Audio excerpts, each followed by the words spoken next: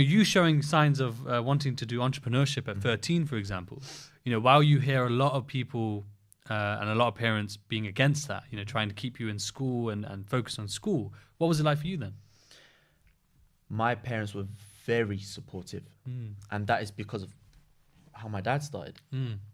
So because my dad was also into the business field from young, he was also happy for me to also be in the business field from young. Yeah. And when they saw that I was actually doing well for myself, they were like, there's no reason for you to hold back.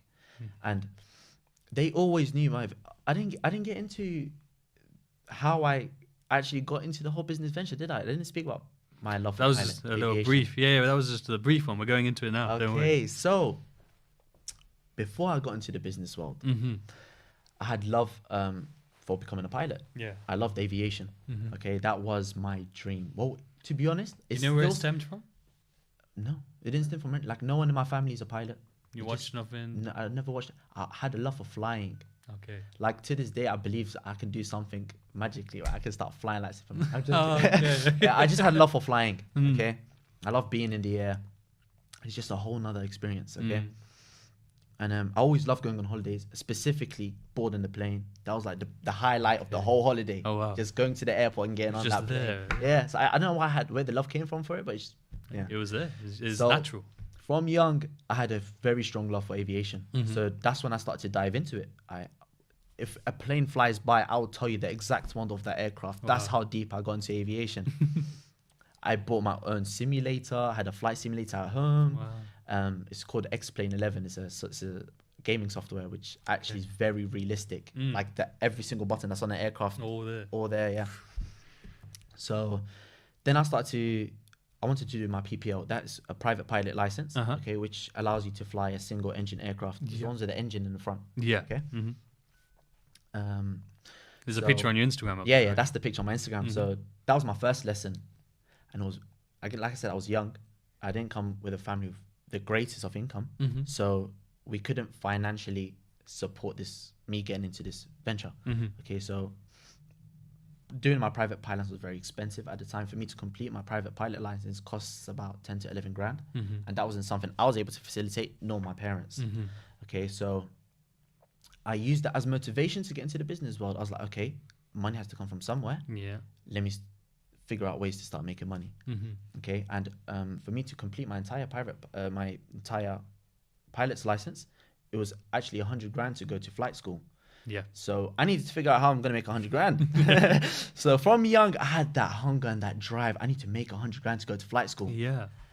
And then when I started to make money, my goal for actually becoming a pilot shifted away because the train for making money was moving. Yeah. You know, and that cycle started. Then I started to make, alhamdulillah, great amount of money, which surpassed a salary of almost any job in the industry of aviation. Even a captain wouldn't earn, alhamdulillah, to the level that I earn, you know. So my love for becoming a captain faded away, but my love for flying is still there. So I was actually talking to my parents also like a couple of days ago. I was like, Mum, now that I'm out in Dubai, I'm going to look for a school where I can do my private pilot's license. I always want to get my private license, like a private pilot license. Okay. So that's something that I'm actually going to do pretty soon. Now that I've settled out in Dubai, find a school that I can do my private pilot's license. It was incredible. It just goes to show that when you have passion, even if it ends up being the thing that you're passionate about isn't the end goal or isn't the thing that becomes what you want to chase thereafter. Yeah. But it just goes to show the drive and the success from that could cause you to get into a whole the knock-on effect. Yeah, incredible. And so obviously you started off 13, as you said, and started with, what was the first one you started with? The sweets in school, I remember doing the same. I remember doing the same. Did you ever get caught by the teachers? Oh, hundreds. My bag got taken. Oh, no. Yeah. Man, that's the worst. That's like getting your shop robbed. Yeah, man. Money gone in the bin. One of the risks, eh? And then when you go to the teacher, can I get my bag back? The sweets are gone. Who ate it? That's the best, yeah. And they try and deny it. No, that wasn't me. It's probably him. That teacher. That's it. And so when you were doing that business, for example, were you doing it more just kind of, because I had a lot of people in my school doing it, for example. That's exactly why I got into it. Yeah, and all they did though was like, they would just go and buy it and sell it. They weren't like planning a business or anything like that. They were literally just buy, sell, that's it. When you were doing it, did you just start it as like something as casual as that, or were you actually thinking, hey, okay, this is this cheap, doing stock and all that? That's exactly how I done it. Yeah. So we all know Costco. Mm-hmm. I used to go to Costco, look at the price. I'm like, bro, this has like 25 pieces and it's like £5 for the whole box. Mm-hmm. I can sell each one at £1. Whereas if I go to a corner store, it costs £1 for each one or 50p for each one. Yeah. So the margins were a lot better getting them from Costco. So when I saw that, I was like, all right, cool. Everyone's already selling sweets in school. How am I going to come in and undercut everyone? Went to Costco, got them, started selling them for cheaper than everyone else was selling them. Yeah. Took out the competition. Everyone was wiped out. And then the teachers came and wiped me out.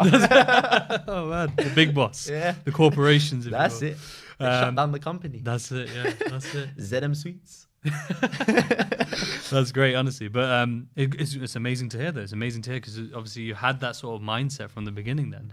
Was that just something you naturally had a flair for, do you think? Or do you think it's because of that upbringing that kind of allowed you to elevate? Yeah. And like I said, I got it from my dad. Yeah, definitely. Did he support your school business? He didn't. My parents didn't know about the sweet business. Okay. The thing is, before I get into anything regarding business or any business idea, I would start it before I tell my parents about it. So until I see profitability, then I'm like, Mum, I'm doing this, I make this much money. Yeah.